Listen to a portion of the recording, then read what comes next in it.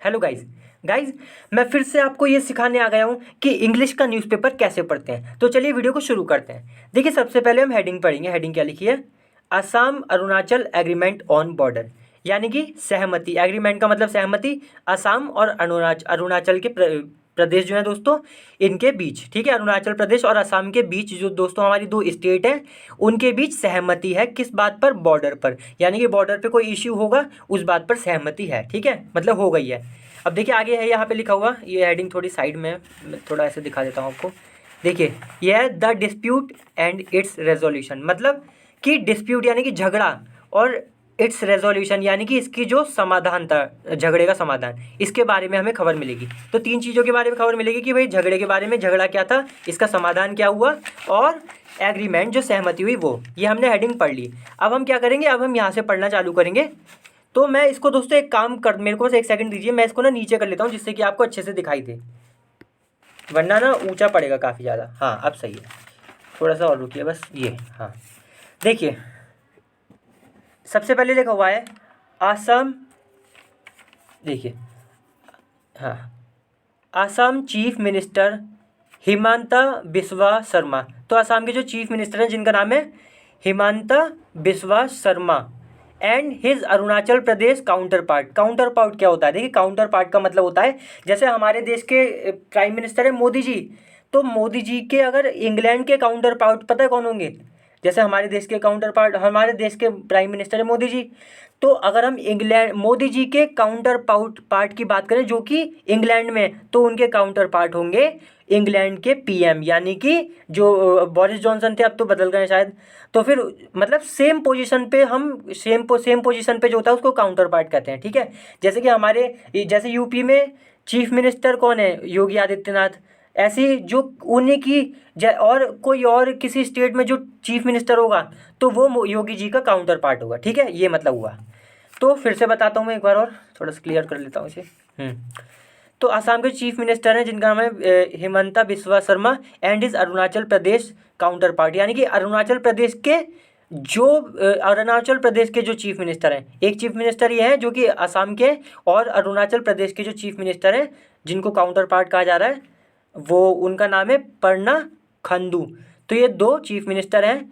अब देखिए आगे क्या लिखा है, ऑन सैटरडे, यानी कि संडे, सॉरी ऑन थर्सडे, तो थर्सडे को signed a memorandum of understanding.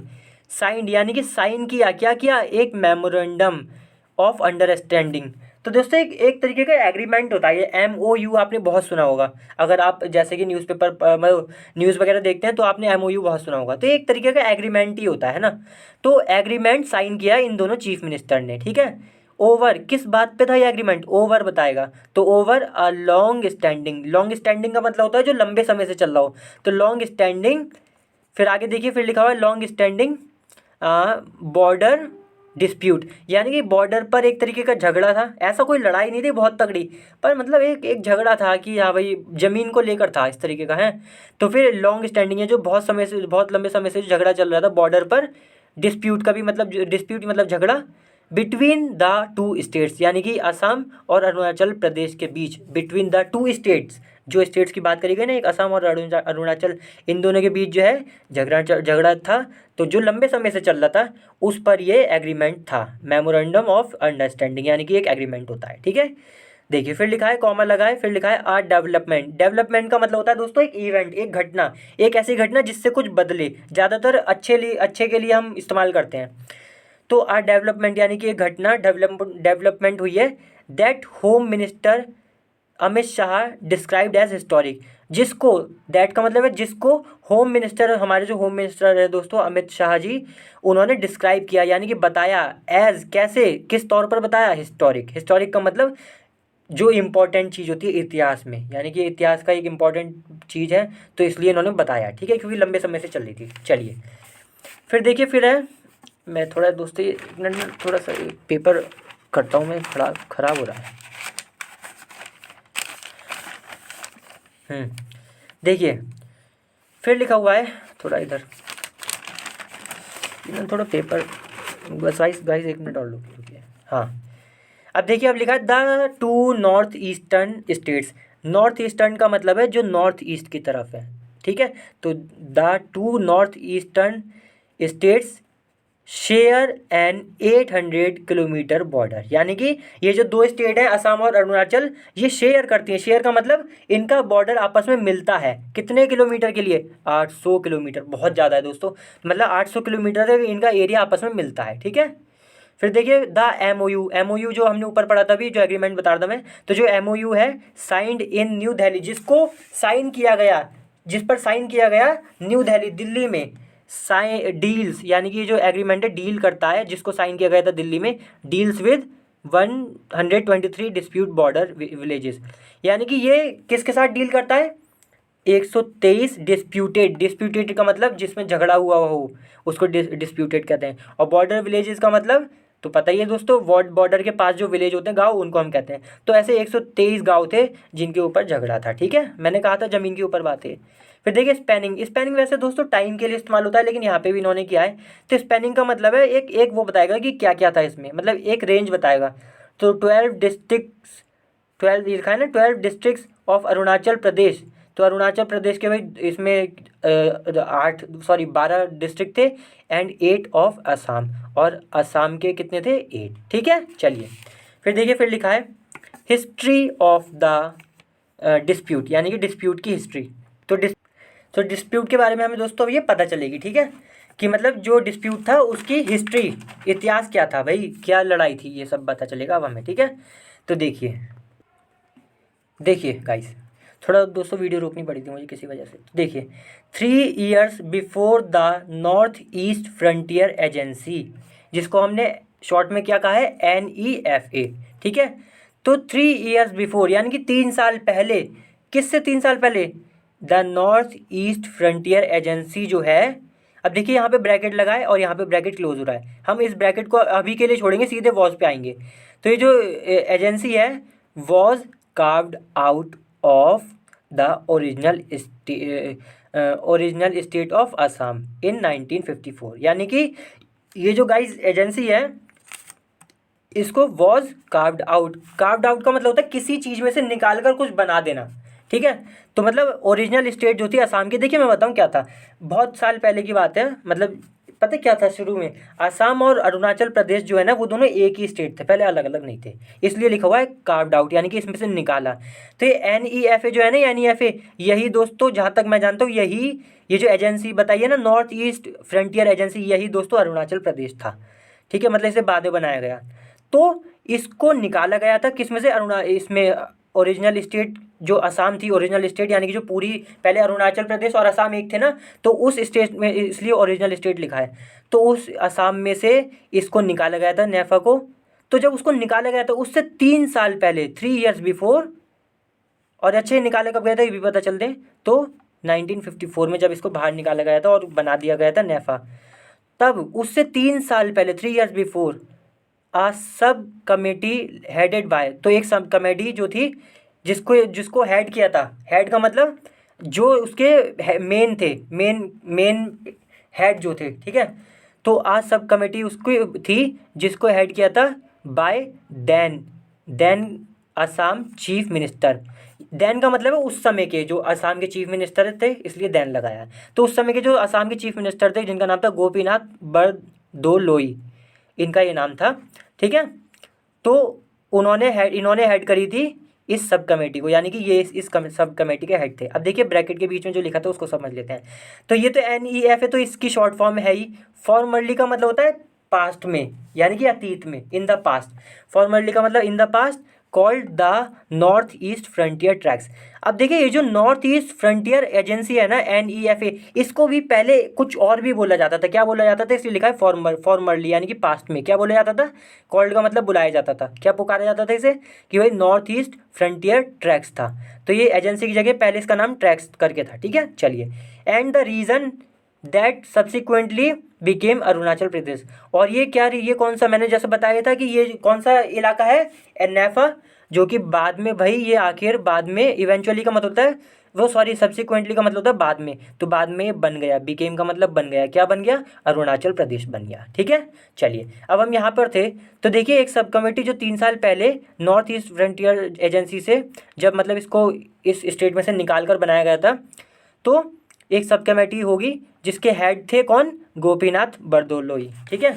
फिर देखिए यहाँ पे लिखा है आगे, made a set of recommendation. तो ये जो हेड थे इन्होंने देखिए यहाँ पे है ना, सॉरी ये जो सब कमेटी थी, हेड नहीं सब कमेटी जो थी, तो इसने क्या किया, इसने एक सेट ऑफ रिकमेंडेशंस, रिकमेंडेशंस का मतलब दोस्तों सुझाव, सेट का मतलब है कई सारे सुझाव होंगे, तो कई सारे सुझाव उन्होंने बनाए, मेड का मतलब बनाए, दिए, एक तरीके से आप ये समझिए। In relation to, in relation to का मतलब है किस विषय में, तो in relation to the administration of the region. तो ये जो रीजन है, ये जो रीजन अलग हुआ है नेफा, नेफा, तो भाई इसका क्या नाम है, इसके ऊपर कंट्रोल, एडमिनिस्ट्रेशन का मतलब होता है कंट्रोल, तो इसके ऊपर कंट्रोल कैसे होगा, क्या होगा इस रीजन का, उसके ऊपर इन्होंने सुझाव दिए, ठीक है, ठीक है। इस कमेटी ने, जो कमेटी बनाई गई थी। फिर देखिए, फिर लिखा आ line, in line with, in line with का मतलब है के हिसाब से, तो in line with the recommendations, यानी कि जो रिकमेंडेशन, ये जो सुझाव दिए इसके हिसाब से ऑफ दिस रिपोर्ट, तो ये जो रिपोर्ट थी इन्होंने, इसने दी थी ना कमेटी ने, तो इस कमेटी ने जो रिकमेंडेशन दी थी, मतलब रिपोर्ट से, इन इस रिपोर्ट में जो सुझाव थे उसके हिसाब से, अच्छा देखिए आगे एक चीज़ और लिखी हुई है, रिपोर्टेड सबमिटेड इन 1951, तो वो रिपोर्ट जो कि सबमिट करी गई थी, यानी कि दी गई थी कब, 1951 में। अब क्लियर हो गया।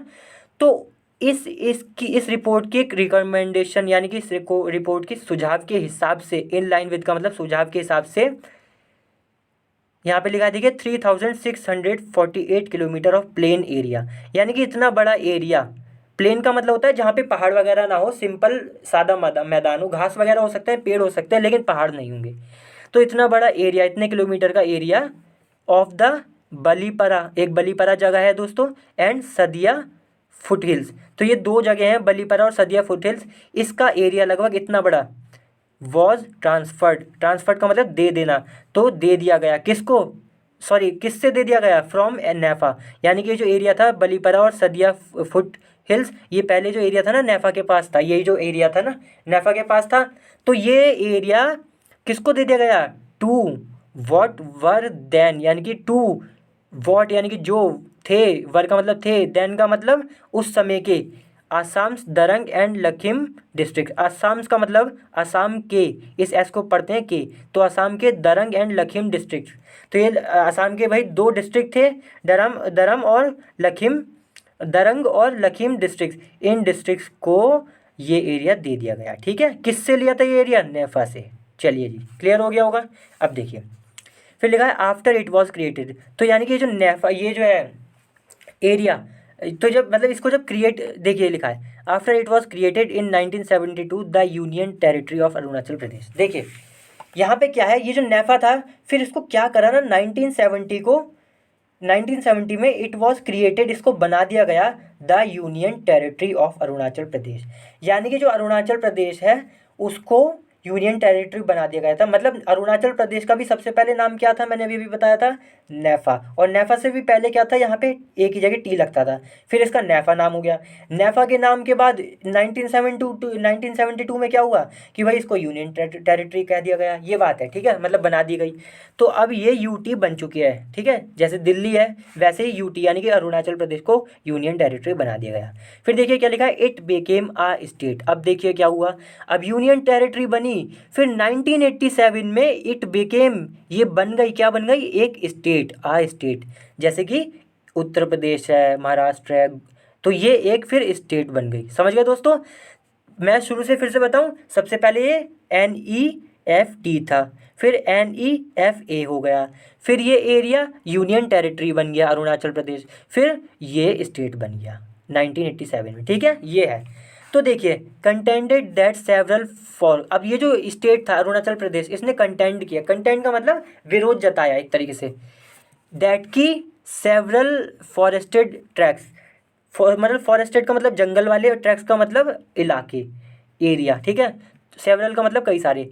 तो इन्होंने कहा कि भाई, मतलब इन्होंने विरोध जताया, इन्होंने आपत्ति करी कि भाई दैट सेवरल, मतलब क्लेम किया, कंटेंडेड का मतलब होता है क्लेम करना, तो इन्होंने दावा किया दैट की सेवरल फॉरेस्टेड ट्रैक्स, यानी कि कई सारे ऐसे इलाके जो कि जंगल वाले हैं, इन द प्लेन्स, प्लेन्स का मतलब वही एरिया जो मैं बता रहा था ना, खूब बड़ा एरिया था, तो उस एरिया में जो कई सारे और छोटे एरिया हैं, मतलब कि कई सारे एरिया हैं उस प्लेन में जो कि सेवरल मतलब जंगल वाले हैं, दैट मतलब प्लेन्स के बारे में बताया जाएगा, दैट जो कि had traditionally belonged to. Traditionally का मतलब होता है शुरू से, बहुत शुरू से।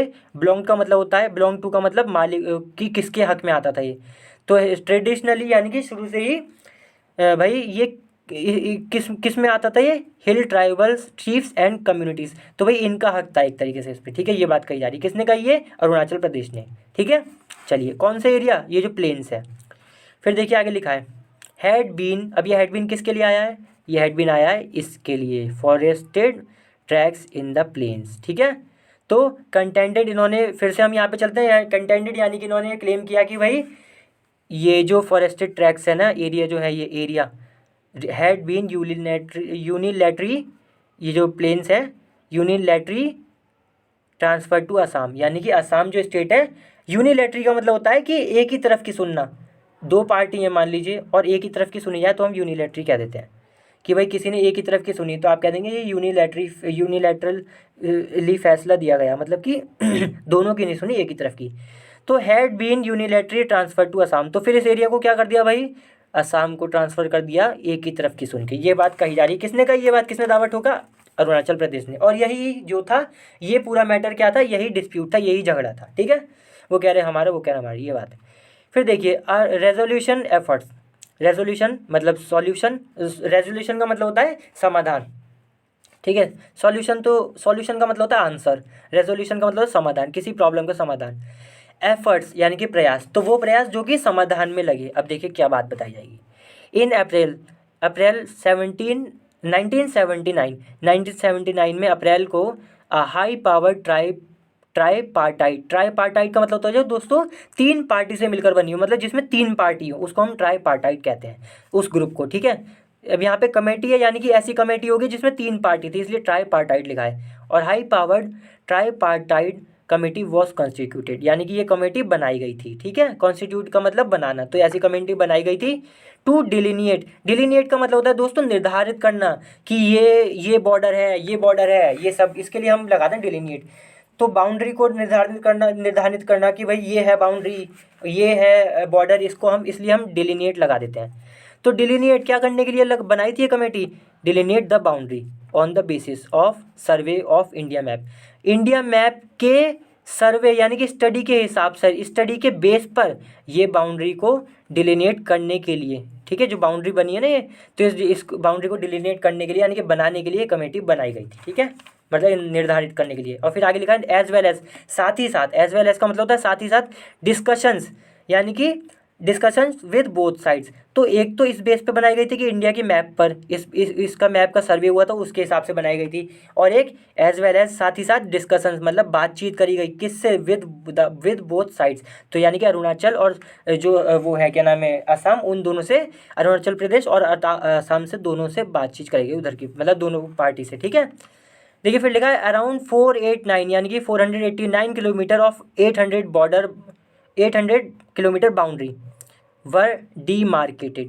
देखिए 800 किलोमीटर की इनकी ना बाउंड्री है आपस में, समझे आप, मैंने बताया भी था शायद, मतलब इनका जो बॉर्डर है वो आपस में, हाँ मैंने बताया था कि इनका जो बॉर्डर है वो 800 किलोमीटर की बाउंड्री शेयर करता है, मतलब कि इनका बॉर्डर जो है ना टच है 800 किलोमीटर तक इन दोनों स्टेट का। तो इसमें से ये जो 800 किलोमीटर है इसमें से 489 किलोमीटर वर डीमार्केटेड का मतलब कि बना दी गई थी कि भाई ये है तुम्हारी बाउंड्री, मतलब कि ये निर्धारित कर दी गई थी कि ये है बाउंड्री। डिमार्केट ये लिखा है ना, कहाँ गए, डीमार्केट, यानी कि 489 किलोमीटर तक डिमार्केट कर दी गई थी। अब देखिए लिखा है बाय 1983-84, यानी कि 1900, ये लिखा है ना 1983 एंड 84 साल जो था ईयर, तब तक 489 किलोमीटर तो कर दी गई थी 800 किलोमीटर में से बाउंड्री, ठीक है। बट फर्दर, ये दोस्तों गलत लिखा हुआ है, फर्दर होना चाहिए। तो बट फर्दर यानी कि आगे की जो थी, जो बची हुई थी 800 में से इतनी हुई ना, तो जो बची हुई थी डिमार्केशन, जो बाकी की डिमार्केशन थी, डिमार्केशन का मतलब कि निर्धारित करना, इसी चीज़ को हम डिमार्केशन भी कहते हैं, इस प्रोसेस को, ठीक है। तो ये बाउंड्री खींचनी थी, ये जो निर्धारित करनी थी boundary, could not take place का मतलब घटित होना, तो भाई घटित नहीं हो पाई, मतलब नहीं हो पाई, डिमार्केशन आगे की नहीं हो पाई, बस इतनी हो पाई, ठीक है। फिर लिखा है बिकॉज अरुणाचल रिफ्यूज, अब क्यों नहीं हो पाई वो बताएगा, बिकॉज क्योंकि अरुणाचल रिफ्यूज, अरुणाचल जो था स्टेट हमारी रिफ्यूज यानी कि मना कर दिया। क्या मना, क्यों क्या मना कर दिया? To accept the recommendations. दोस्तों जो रिकमेंडेशन आई थी ना कमेटी की तरफ से, सुझाव आए थे, वो इसने अरुणाचल प्रदेश ने नहीं माने, रिफ्यूज़ कर दिया मानने से। ठीक है, एक्सेप्ट का मतलब मानना। एंड पुट फोर्थ का मतलब बात रखना अपनी, या कोई बात कहना, या अपनी बात को तवज्जो देना, ये सब मतलब सामने रखना। तो पुट फोर्थ उन्होंने अपनी क्या रखी? एक क्लेम, क्लेम का मतलब दावा। तो वही उन्होंने उल्टा तो उल्टा दावा रख दिया, इसको माना भी नहीं एक रिकमेंडेशन को, उल्टा दावा और रख दिया। किस चीज़ के लिए? For a part of 3648 kilometre. तो इस एरिया की, पार्ट का मतलब हिस्सा, तो इतने बड़े हिस्से के लिए 3648 स्क्वायर किलोमीटर का जो एरिया था उस पर दावा उठा दिया कि भाई ये तो हमारा है। ठीक है, that were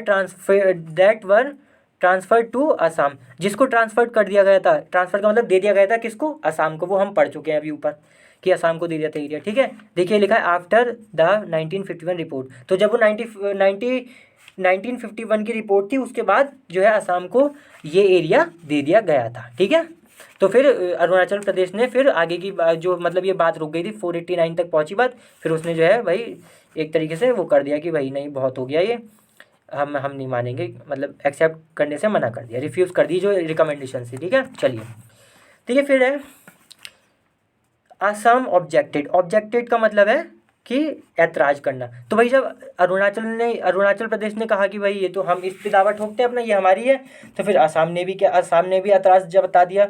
and move the supreme court. देखिए मूव द सुप्रीम कोर्ट, इसको पढ़ने में तो ऐसा लग रहा है जैसे सुप्रीम कोर्ट को हिला दिया, लेकिन इसका सही मतलब है कि सुप्रीम कोर्ट गए। कौन गए? असम के जो भी वहाँ पे सरकार वगैरह थी वो दोस्तों कहाँ गई? ये move the supreme court, supreme court गई कब? इन 1989 में। ठीक है, हाईलाइटिंग, हाईलाइटिंग का मतलब है जोर देते हुए, किन बातों पे जोर देते हुए? एलिज एनक्रोचमेंट। देखिए यहाँ पे एलिज का क्या मतलब है? एलिज का मतलब, ये एलिज पता है किसने लगाया? एलिज लगाया न्यूज़पेपर वालों ने। क्यों? क्योंकि न्यूज़पेपर वाले कह रहे हैं कि हम नहीं कह रहे थे एनक्रोचमेंट है, ऐसा तो कहा जा रहा है इसलिए हमने एलिज लगा दिया। अब मतलब ये अपने ऊपर जिम्मेदारी नहीं ले रहे। अब एनक्रोचमेंट का मतलब होता है दोस्तों ज़मीन धीरे धीरे हड़पना दूसरे की, इसका मतलब होता है एनक्रोचमेंट। ठीक है, तो ये इस असम ने कहा कि भाई ये तो एनक्रोचमेंट है, मतलब ज़मीन को हड़पा जा रहा है बाय अरुणाचल प्रदेश के द्वारा। ठीक है, चलिए फिर देखिए, अब बस खत्म होने वाला है दोस्तों। फिर देखिए इन 2006 यानी कि 2006 में the supreme court appointed a local boundary commission. Commission का मतलब होता है दोस्तों एक ऐसा ग्रुप जो कि अधिकारियों का होता है, मतलब उसमें अधिकारी होंगे, उनको कुछ काम दिया गया होगा, उसको हम कमीशन कहते हैं। अपॉइंट का मतलब होता है नियुक्त करना, ठीक है, बनाना। तो नियुक्त किया गया यानी कि सुप्रीम कोर्ट ने बनाया, क्या नियुक्त किया गया, क्या किया गया? नियुक्त local boundary commission. Local boundary commission को जो है इन्होंने नियुक्त किया, इसने सुप्रीम कोर्ट ने, हेडेड बाय अ रिटायर्ड जज ऑफ द कोर्ट।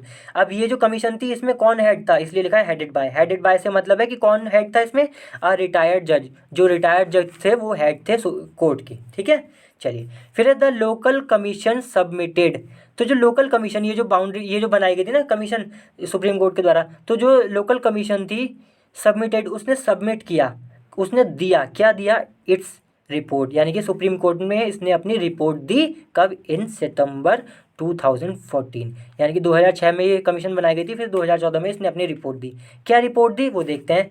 सजेस्टिंग, यानी कि ये सजेस्ट करते हुए कोर्ट को, मतलब कोर्ट को तो खैर क्या ही करेगा, मतलब ये कहते हुए कि सजेस्ट मतलब सुझाव देते हुए कि क्या क्या करना चाहिए। तो क्या क्या करना चाहिए इस मैटर के लिए, इस मैटर को सुलझाने के लिए?